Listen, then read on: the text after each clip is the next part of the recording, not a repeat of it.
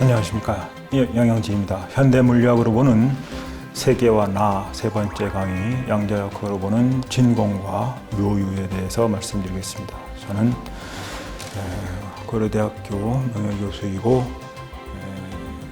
양자암호를 포함하는 양자정보이론을 전공했습니다. 양자역학은 물리학의 아주 기본 이론이기도 하지만 우리가 세계를 어떻게 보아야 하는가 하는 것에 대한 굉장히 중요한 시사점을 전해주는 거라고 생각할 수 있습니다. 그래서 오늘은 양자라는 게 도대체 뭔가, 그리고 우리가 흔히 말하는 이중성이라는 게 뭔가, 입자와 파동의 이중성을 이야기합니다. 그게 뭔가 하는 것을 알아보고, 그 다음에 연기 관계에서 진공과 묘유라고 하는 것이 어떻게 나타나는지, 그리고 어떻게 이해해야 하는지에 관한 말씀을 드리도록 하겠습니다.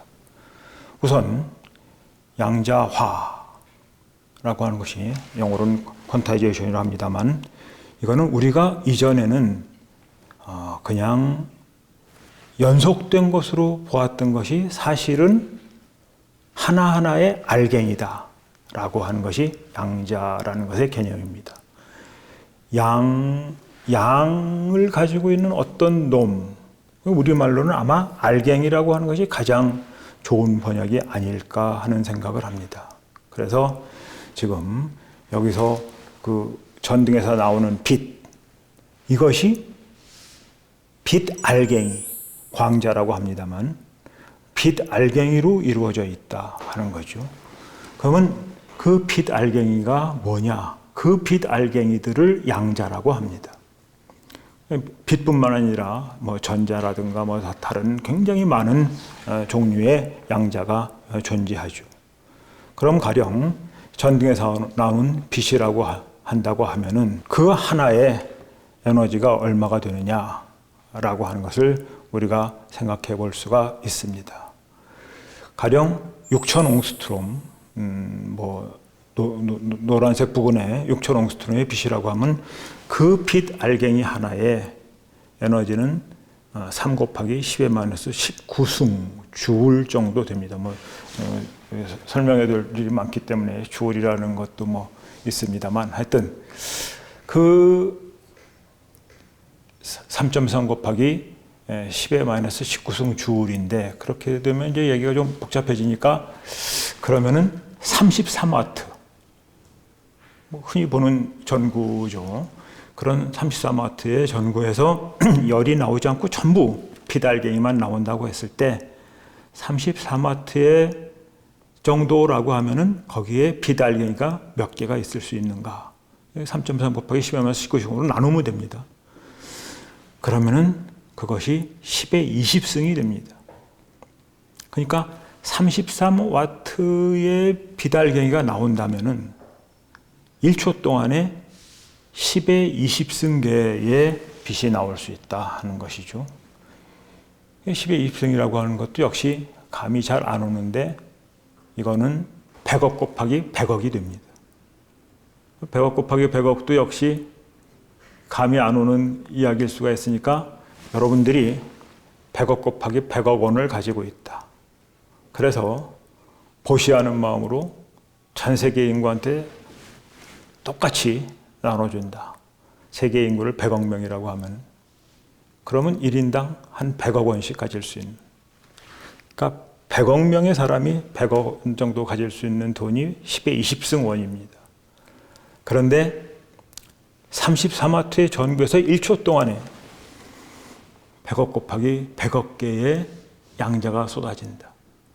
그게 너무나 작고, 그 하나의 에너지가 너무나 작기 때문에 우리가 그거를 알갱이라고 느끼지 못하는 거죠.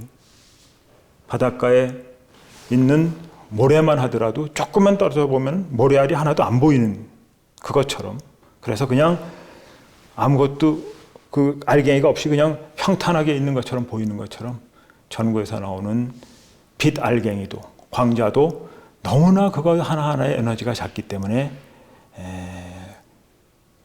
우리는 그것을 알갱이라고 느끼지 못하고 양자역학이 나오기 전까지는 그냥 파동이라고 생각했다 하는 것이죠. 그런데 이게 알갱이이기 때문에 설명되는 현상이 하나 있어요.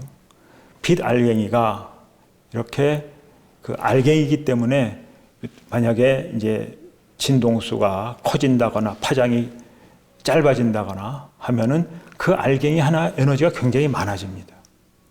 그러니까 자외선의 에너지, X선의 에너지, 더 크게는 감마선의 에너지는 그 알갱이 하나의 에너지가 굉장히 크죠. 그 알갱이가 우리 몸을 때리면 우리 몸 안에 있는 유전 정보가 변화할 수 있는 위험한 그런 알갱이가 될 수가 있죠. 그거에 비해서 파장이 길다든가 그러면 알갱이 하나하나의 에너지가 작습니다. 그런 거는 맞았을 때 전혀 몸에 해가 없는 그런 것들이 되는. 그래서 양자역학에 의해서 빛 알갱이 하나의 에너지가 얼마냐라고 하는 것이 우리 몸에 유해할 수 있는지 혹은 해가 없는지 하는 것을 알아낼 수 있는 그런 중요한 근거가 된다는 것을 알게 됐습니다. 그런데 이런 그 양자역학은 여기까지 얘기했을 때 벌써 이제 빛은 파동이 아닌가라는 생각을 벌써 하신 분들이 있으리라고 생각을 합니다. 파동이라고 하는 건 뭐냐 하면은 물결이 치는 파동처럼 이렇게 뭔가가 전해지는 거. 그러니까 제가 지금 말할 때 그 이 공기로 에너지가 전달이 되는 건데 이런 거를 파동이라고 합니다. 그러니까 이 제 목의 성대가 떨리면서 공기의 진동을 만들어내는 거죠. 그런데 이 파동은 특성이 뭐냐 하면은 내 이 목젖이 떨려서 만들어진 그 공기 알맹이가 내 말을 듣는 사람의 귀로 들어가는 게 아닙니다. 그게 만약 그렇게 들어간다면 내가 점심에 무엇을 먹었는지 입안에 어떤 냄새가 나는지도 다 코로 맡을 수 있는데 그게 아니라 공기는 그냥 요 근처에서 떨리는 거예요. 떨리는 에너지만 전달돼 가고 공기 알맹이 자체가 이동해 가는 게 아닌 그게 파동입니다. 근데 입자라고 하는 것은 여기 한 물건이 있으면 한 물건을 던지면 그 물건 자체가 그냥 다른 걸로 이동해 가는 게 입자죠. 그래서 고전역학에서는 입자와 파동이라는 것은 엄격하게 전혀 다른 그러니까 입자면은 파동일 수 없고 파동이면 입자일 수 없는 그런 것들이 입자와 파동의 관계입니다. 그런데 빛은 그 전에 알아봤듯이 굉장히 오랜 기간 동안 빛은 파동이었단 말이에요. 파동의 특성을 가지고 있단 말이에요. 파동은 두 개의 파가 서로 만나면 그 두 개의 파가 서로 더해지기도 하고 두 개의 파가 서로 상쇄시키기도 하고 하는 그런 간섭 활동을 보여줍니다. 그러니까 여기서 제가 말하는 거하고 딱 맞게 어떤 파동을 다시 만들어내면 제 말이 싹 안 들릴 수 있는 그런 게 파동이거든요. 그리고 여기서 말하는 사람하고 여기서 말하는 파동이 이게 서로 만났다가도 그 다음에 쭉 자기 갈 길을 가는 그런 게 파동인데 입자는 여기서 가는 공하고 여기서 가는 공이 부딪히면 이게 가던 진로를 바꿉니다. 입자와 파동은 그 성질이 전혀 달라요. 물리적으로. 그런데 빛은 파동의 특성을 가지고 있었단 말이에요. 그런데 이 빛이 양자라고 하는 입자다라고 하는 것이 양자역학의 출발점이 됐습니다.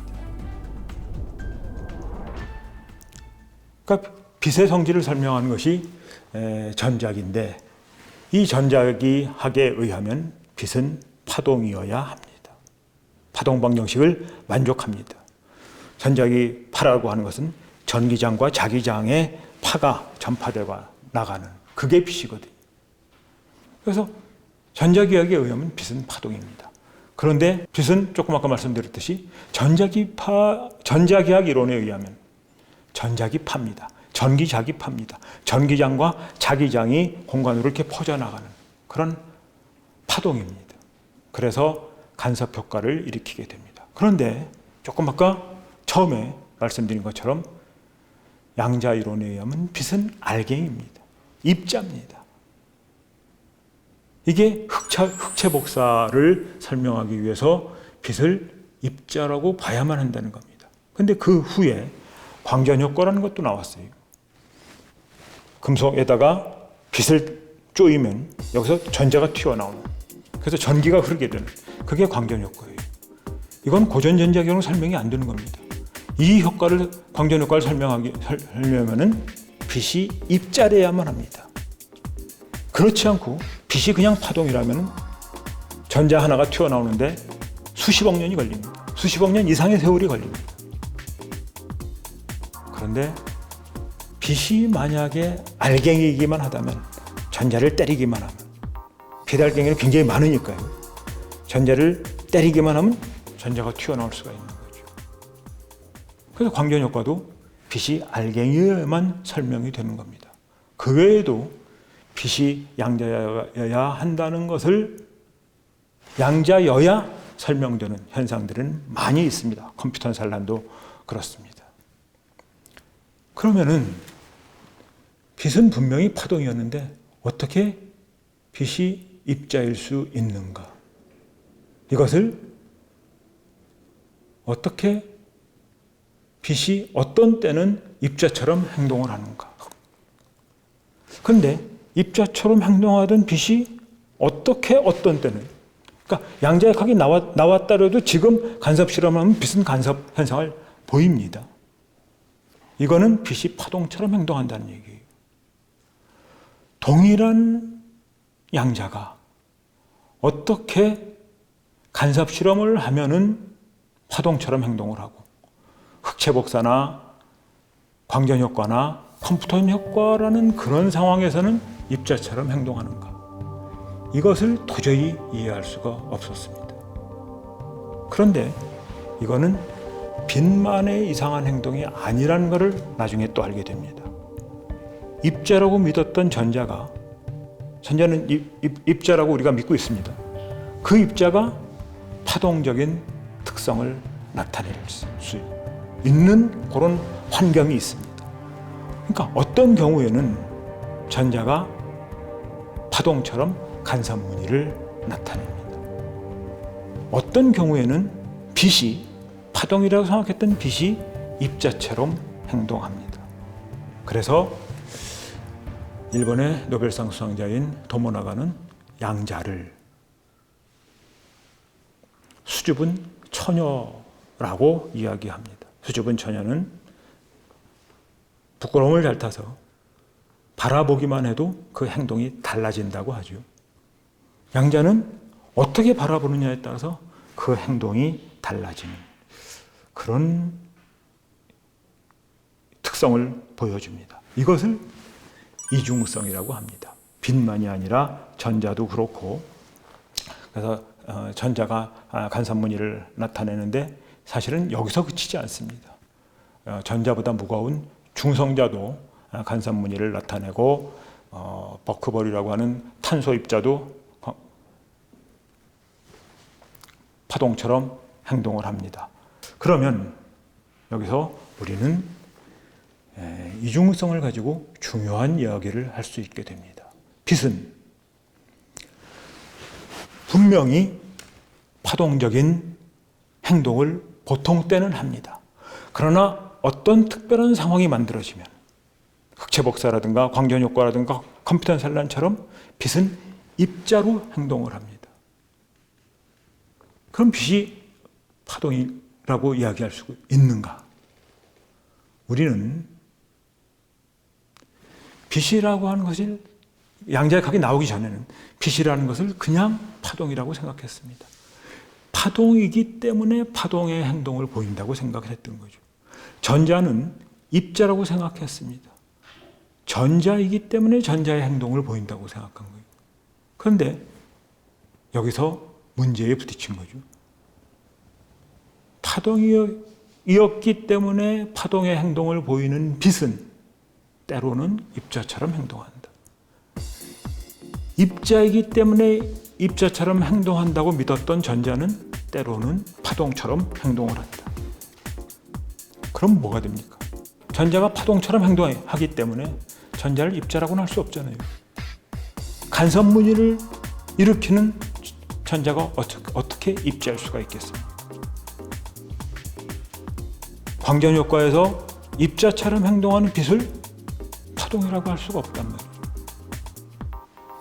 그래서 우리가 빛을 입자라든가 파동이라고 한다든가 전자를 파동이나 입자라고 한다는 것 자체가 사실은 잘못된 것일 수 있다. 그러면 뭐냐? 양자는 파동처럼 행동하기 때문에 입자일 수 없고 때로는 입자처럼 행동하기 때문에 파동일 수 없다. 그러면 우리가 양자를 입자라든가 파동이라고 얘기했던 그 자체가 사실은 잘못된 것이다. 양자는 입자도 파동도 아니다. 왜 그렇게 생각해야 되느냐? 부처님은 12연계에서 이렇게 말씀하셨어요. 무명의 연에서 행이 생기고 행의 연에서 식이 생긴다. 그 식에 의해서 식의 연에서 명색이 만들어진다 라고 말씀하셨어요. 여기서 행이라고 하는 것은 사실은 조금 어려운 얘기입니다. 행이라고 하는 것은 우리가 행동하는 그런 행이 아니라 뭔가를 조작해 만들어내는 그거를 행이라고 합니다. 그 의미가 강해요. 그 행이라는 걸 왜 하느냐? 무명 때문에 하는 거예요. 그래서 무명연 행한다고 하신 거예요. 그 행에 의해서 우리의 식이 만들어집니다. 그 식에 의해서 명색, 이름과 형색을 무언가에 붙이는 거예요.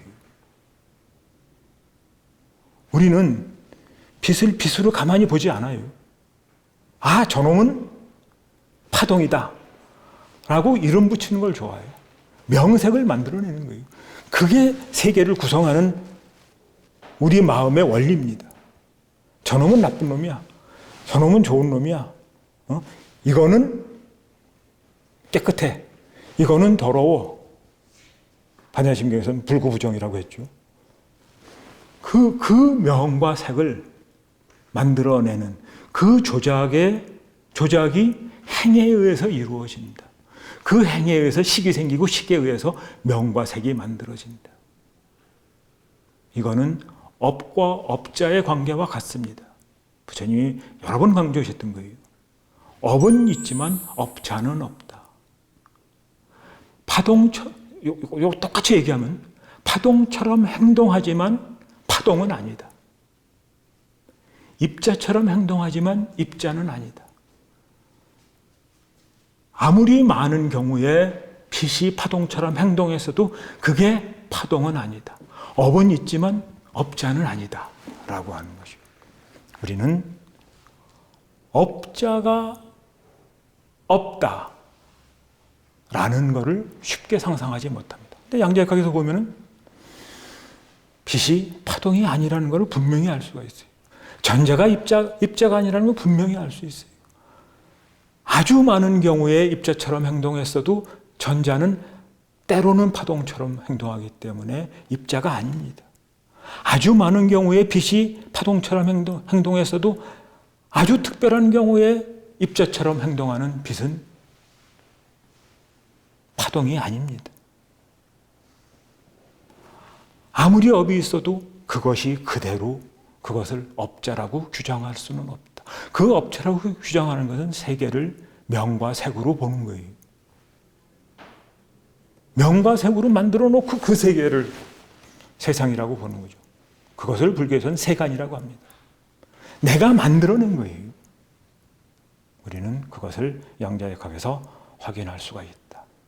그래서 입자와 파동의 이중성에 대해서 양자역학을 만들었던 보원은 굉장히 고민을 합니다.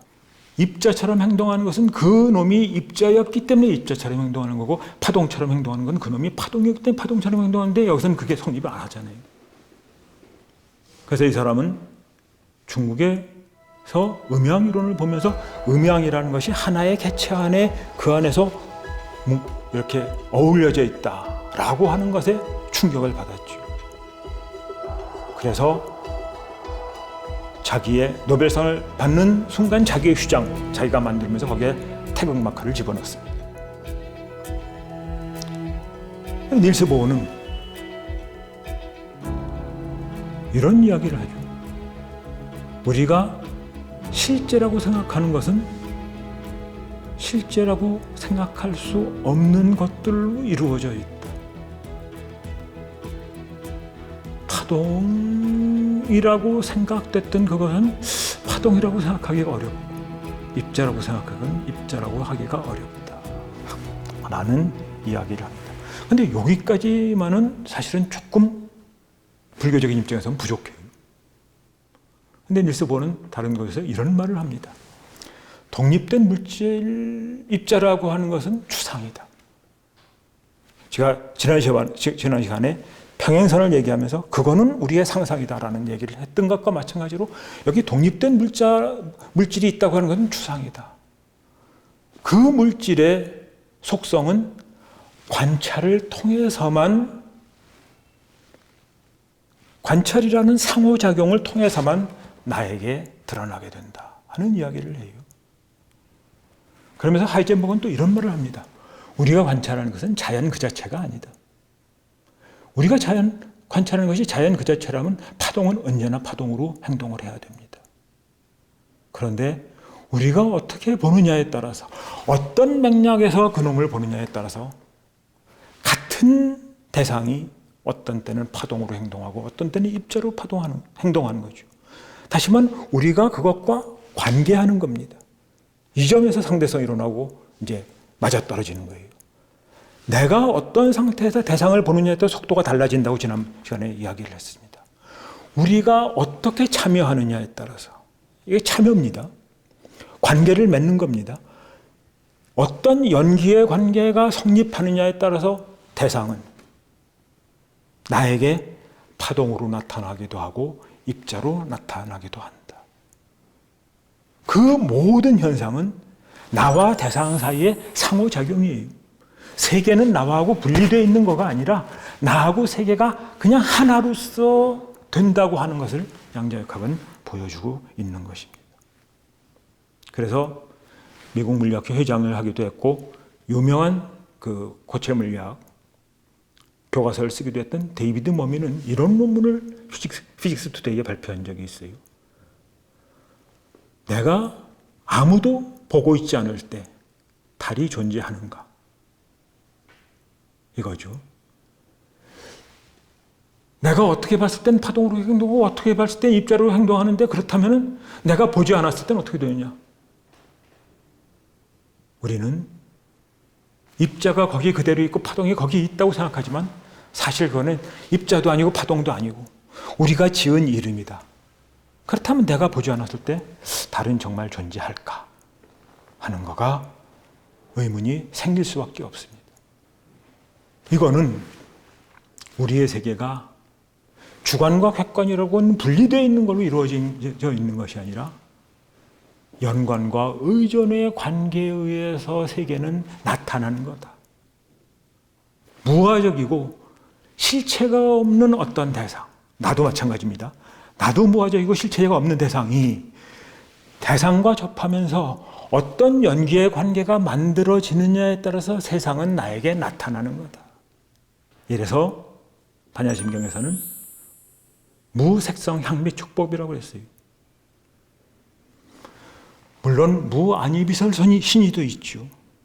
그래서 여기서 이제 양자역학이라고 하는 어떤 특수한 상황에서 일어나는 세계가 아니라 우리의 일상적인 세계로 넘어올 수 있는 길이 생기게 됩니다.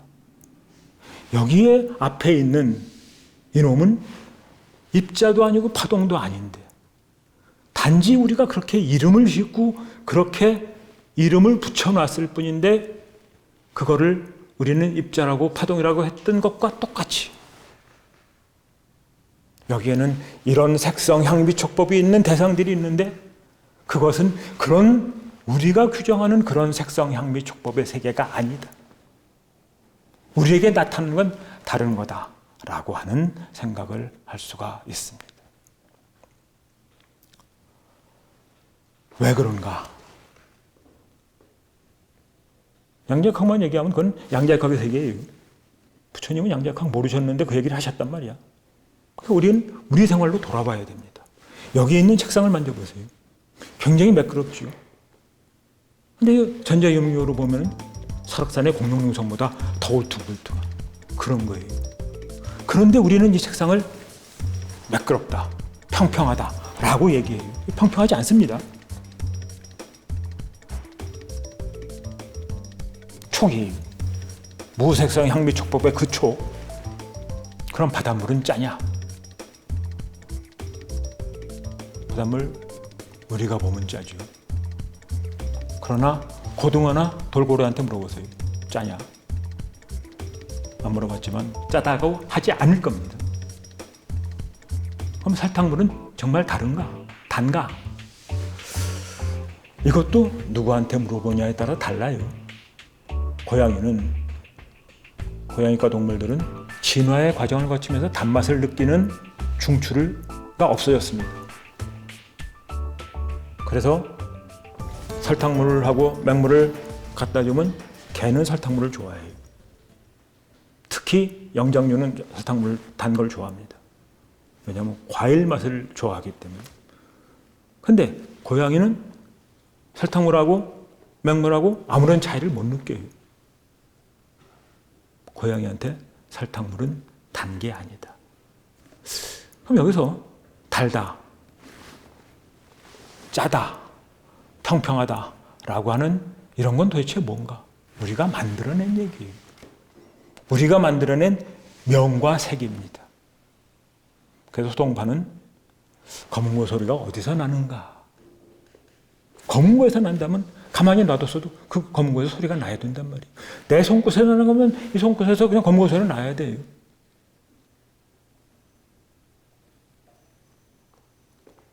그래서 그 소리는 내 손끝과 이 검은 고에 현이 어우러지면서 나는 소리지 검은 고에 있는 것도 아니고 내 손에 있는 것도 아니다. 검은 고하고 어떤 관계를 맺느냐, 어떤 연기의 맥락이 형성되느냐에 따라서 검은 고 소리가 나고 짠맛이 느껴지고 단맛이 느껴지고 이거를 매끄럽다고 하고 하는 그런 모든 것이 된다. 우리가 감각을 하는 데서 이제 감각에서 가장 그 중요한 것이 시각입니다. 그래서 내 앞에 있는 사과가 붉은가? 사실은 붉지 않죠. 뭐냐 하면 사과의 모습이 있습니다만 여기 이 아랫부분은 검었단 말이에요. 여기는 노랗고 하얗고 이것만 해도 벌써 사과는 붉지 않다는 걸 알 수가 있죠. 그런데 사실은 조금 더 사과의 붉은색을 보면서 우리 몸 안에 무엇가 일어나고 있는가. 여기서 사과에서 나오는 거는 7,000옹스트롬 부근의 그냥 전자기일 파일 뿐이에요. 이놈이 수정체를 거쳐서 여기 망막에 요 뒤에 상이 맺혀진단 말이에요. 수정체를 통해서 한 지점에 모이죠. 거기에 요 RGB라고 하는 빨강과 녹색과 파란색이라고 하는 세 개의 그 색을 감지할 수 있는 신경세포가 있습니다. 이 신경세포가 자극을 받아요.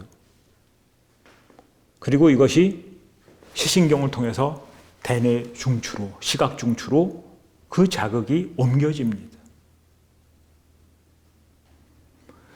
여기서 생각을 해보세요. 사과에서 나오는 색은 빨간 전자기파였단 말이에요. 그게 여기 망막에 갔어. 망막에 갔고 그 자극이 요 신경세포에 의해서 감지가 되고 그 충격이 대뇌 중추로 간 거예요. 여기까지 빨간색이 없습니다. 어디에 빨간색이 있겠습니까?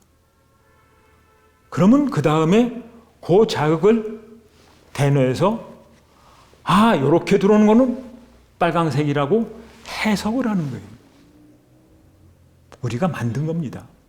그래서 여기서 다시 아까 파동도 아니고 입자도 아니면서 파동이나 입자로 나타난다고 하는 것과 똑같은 과정이 여기서 펼쳐집니다. 다시 말하면 사과는 빨강색이 아닌데 다만 전력이 반만 나왔는데 그것을 빨강색이라고 해석하는 것은 대뇌 중추에 와서다. 그 이전까지는 빨강색이 없었는데 대뇌 중추가 만들어낸 거다라는 것을 알 수가 있습니다. 여러분들이 요게 지금 그 한글의 그 음영이라든가 글자색에 보면 이런 색깔이 나옵니다. 요 색깔에 하나를 딱 찍어 보시면은 RGB 빨강과 그린과 파랑색이 어떤 비율이 들어있는지를 여기 숫자가 나타나게 돼요. 이게 무슨 얘기냐면은 우리 여기서 망막 뒤에 있는 시신경 세포에서 빨강과 그린과 파랑 그것만 딱 감지하는 거예요. 그 감지하는 그 비율이 어떻게 되느냐에 따라서 이 많은 색깔이 다 만들어지는 겁니다.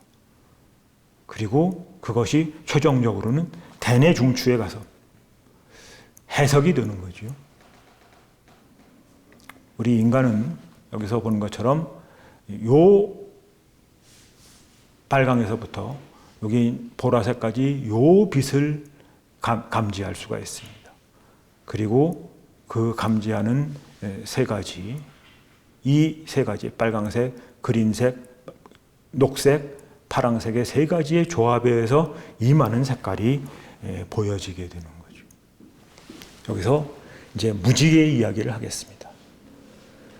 뉴턴이 빛이라는 것이 한 색깔이 아니라 그 안에 빨주노초 파남바의 모든 색깔이 들어있다는 것을 프리즘을 통해서 보여줬습니다. 여기 흰색 광이 들어오면은 프리즘에서 한 번 굴절하고 또 한 번 굴절할 때 빨주노초 파남보의 여러 가지 색깔이 이렇게 펼쳐져서 나타나게 되는 것을 우리는 확인할 수가 있습니다.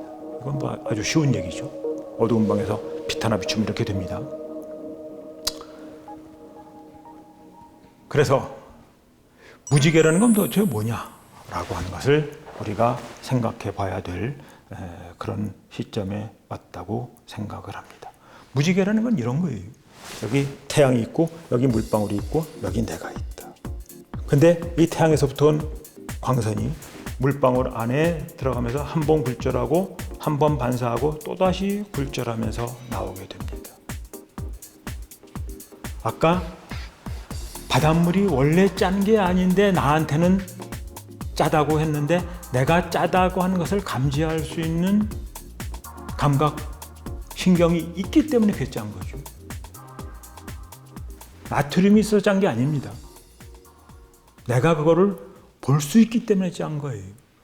설탕물이 단 거는 내가 단맛을 느낄 수 있는 감각이 있기 때문에 단 거지 설탕이 단 게 아닙니다. 그거와 마찬가지로 요 물방울에서는 빨주노초 파남보가 다 나옵니다. 그런데 내 눈이 여기 바로 이 자리에 있다는 것 때문에 이 물방울에서 나오는 빨주노초 파남보 7가지 색깔 중에서 이 색깔이 퍼져 나오니까 빨강색만을 볼 수가 있습니다. 이 물방울에서도 역시 빨주노초 파남보의 7가지 색깔이 나오는데 이 물방울에서 나오는 빛 중에서는 보라색만을 봅니다. 그게 무지개예요. 그러니까 위쪽에 있는 물방울에서도 빨주노초 파남보가 다 나오고 아래쪽에 있는 물방울에서도 빨주노초 파남보가 다 나오는 거예요. 위쪽에서 빨주노초 파남보가 다 나오는데 그거를 우리는 빨강색이라고 보는 거예요. 아래쪽의 물방울에서도 빨주노초 파남보가 다 나오는데 그것을 우리는 보라색이라고 보는 겁니다. 위쪽에 있는 물방울이 빨강색이어서 빨강색이라고 보는 게 아니고 아래쪽에 있는 물방울이 보라색이어서 보라색으로 보이는 게 아니라 그거 자체는 빨강도 아니고 보라도 아니고 아래쪽에 있는 물방울도 빨강도 아니고 보라도 아니지만 태양과 물방울과 내가 어떤 관계의 맥락을 맺고 있느냐, 어떤 연기의 맥락을 맺고 있느냐에 따라서 어느 물방울은 빨갛게 보이고 어느 물방울은 보라로 보이고, 그렇게 빨강과 보라로 보이는 걸로 우리는 세상을 만들어낸다. 이것이 세간입니다. 그래서 양자역학이 이야기하는 것, 양자역학은 입자처럼 행동하고 때로는 파동처럼 행동하지만 그거는 입자도 아니고 파동도 아니다. 바닷물은 누구한테는 짜고 누구한테는 짜지 않지만 그래서 그것은 짠 게 아니다. 물방울은 어떤 위치에서 보면 똑같은 물방울인데 어떤 물체에서 보면 빨강색으로 보이고 어떤 물체에서는 보라색으로 보이기 때문에 물방울을 빨강이라나 보라라고 하는 명색을 뒤집어 씌울 수는 없다. 우리는 시계 장난에 의해서 명색으로 세계를 봅니다. 그러나 사실 그 세계는 빨강이라고 하는 변하지 않는 본성을 가지고 있는 것이 아니어서 무실체이고 그런 본성을 가질 수가 없기 때문에 무자성입니다. 무자성하고 무실체인 세계, 그것이 무아죠. 나도 무하고 대상도 무하고 나와 대상은 하나로 다 연결되어 있는 그것이 우리의 세계일 수밖에 없다. 하나의 예를 더 든다면 여기 있는 이 공간은 사실 양성자 하나가 있고 어마어마하게 큰 공간을 전자가 돌아다닙니다. 이게 다 빈 공간이에요. 이거를 원자 안에 들어가서 본다면 양성자가 모든 질량을 다 가지고 있어요. 전자는 1800분의 1밖에 안 돼요. 그런 이 양성자는 아주 조그만 부분에 국한되어 있단 말이에요. 이게 다 비어있는 공간이에요. 이게 다 비어있는데 우리는 이거를 뭐가 있다고 그렇게 촉감으로 느끼게 되죠. 그거와 마찬가지로 우리가 이렇게 촉감으로 구성하는 세계, 우리가 색으로 구성하는 세계, 소리로 구성하는 세계, 그렇게 우리의 감각이 받아들이는 걸 보고 대상의 색상, 향미, 촉법이 있다고 생각한다 하는 거죠. 그래서 용서보살은 중론 24장에서 이렇게 이야기를 합니다. 중인연 생법, 여러 가지 인연으로 만들어지는 법, 세상, 이것을 나는 공이라고 한다. 그 공을 보면서 내가 갖가지 명색을 붙여서 이름을 만들어내니까 그것이 가명입니다. 실제가 아니에요. 우리는 그 전도몽상의 세계에서 사는 거죠. 그래서 이것은 실제가 아니다. 단지 인연에 의해서 만들어지는 것. 연기의 맥락이 어떻게 형성되느냐에 따라서 나에게 나타나는 것. 그렇지만 여기 뭐가 있잖아요. 그래서 공과 가와 오직 연기밖에 없는 것. 그것을 중도라고 한다. 그래서 인연을 따라서 생하지 않은 존재라는 것은 단 하나도 없다. 연기가 아닌 것이 없다. 그게 공이라고 말씀을 하십니다. 그래서 오늘 강의를 요약을 하면 이렇습니다. 물방울은 빨강도 아니고 보라도 아니고 바로 그렇지만 빨강이나 보라로 나타납니다. 양자는 입자도 아니고 파동도 아니지만 입자나 파동으로 나타납니다. 제가 들기 좋아하는 또 하나의 예는 도봉산을 서울에서 보면 이런 모습이 나타나요. 그걸 남도봉이라고 하겠습니다. 의정부에서 보면 또 다른 모습이 나와요. 그 북도봉이 나타나요. 내가 어디에 위치하느냐에 따라서 나에게 남도봉이 나타나고 나에게 북도봉이 나타나지만 도봉산은 남도봉도 아니고 북도봉도 아니다. 무아무실체이지만 그 명색의 세간, 명색으로 구성되고 명색으로 우리가 만들어낸 세간이 연기로 나타난다. 그래서 화엄경에서는 이렇게 말씀하십니다. 마음은 심여 공화사, 마음은 체주가 많은 화가와 같다. 그래서 세간을 다 그려낸다. 이렇게 만들어지지 않은 거란 존재하지 않는다. 요 짧은 야마천궁 개천품의 개송 백자 안에 세간이라는 말이 두 군데가 나옵니다. 그래서 만약에 누군가가 마음이 움직여서 여러 가지 세간을 두루 만들어낸다는 걸 약인지시명 보조제세간 여러 세간을 두루 만들어내는 것을 안다면 이 사람은 바로 부처를 본 거다.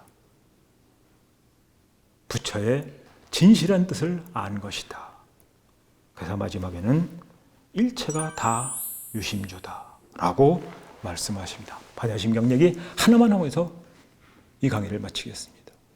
반야심경에서는 그 짧은 경 안에 공즉시색, 색즉시공이라고 했습니다. 여기서 측은 은어스님은 이렇게 말씀하십니다. 자신을 파해서 남이 되는 거라고 얘기했어요. 이건 화엄의 조사들도 비슷한 해석을 합니다. 색즉시공이라는 건 색이 없어지고 그대로 공이 드러나는 겁니다. 색이 사라지고 공이 드러나는 거, 공즉시색은 공이 사라지고 색이 드러나는 게 둘이 같은 말이 아니에요. 색즉시공이라고 할 땐 색이 없어지고 공이 드러나야 돼요. 공즉시색을 할 땐 공이 드러나고 색이 드러나는 거예요. 하나는 색이 없어지고 하나는 공이 없어지고 하나는 공이 드러나고 하나는 색이 드러나는 거. 둘이 다른 말입니다. 그래서 화엄의 일조 두손 스님은 색이 사라지고 공이 드러나고 공이 사라지고 색이 드러난다고 했죠. 색이 사라진 바로 그 자리가 그대로 공의 자리입니다. 공이 사라진 그 자리가 바로 그대로 색입니다. 색이 사라져서 공이 돼서 공이 다 없어지고 그것이 아까 양자는 입자도 파동도 아니다. 여기 나타난 사과는 빨간색이 아니다는 거예요. 그렇지만 공이 다 사라지고 색이 만들어지면서 입자도 아니고 파동도 아니지만 때로는 입자로 나한테 보이고 때로는 파동으로 보인다. 그게 공즉시색이에요. 도봉산은 남도봉도 아니고 북도봉도 아니라고 하는 데서 색이 사라지고 공이 드러나는 거죠. 그러나 어떤 연기의 관계가 맺어지느냐에 따라서 도봉이 남도봉으로 들어오고 남도봉으로 나타나고 북도봉으로 나타난단 말이에요. 그게 공즉시색입니다. 이게 중도이고 이게 연기다. 이게 진공묘유다. 참으로 공이어서 이 세상에 그 신묘한 모든 것이 다 드러나고 있는 것. 그게 공즉시색이죠. 이 두 개가 하나로 뭉쳐서 공과 색이 함께 드러나는 것. 그 세계가 진리의 세계라고 생각을 합니다. 양자역학을 통해서 진공묘유의 세계를 알아봤습니다. 감사합니다.